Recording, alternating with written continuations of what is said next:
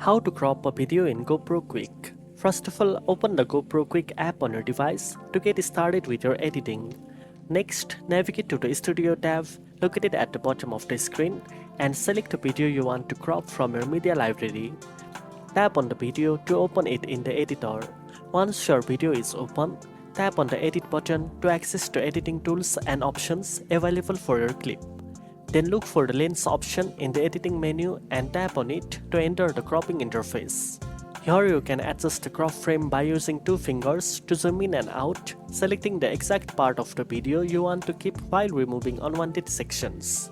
Take your time to move and resize the frame so that your video perfectly focuses on the subject or area you want to highlight.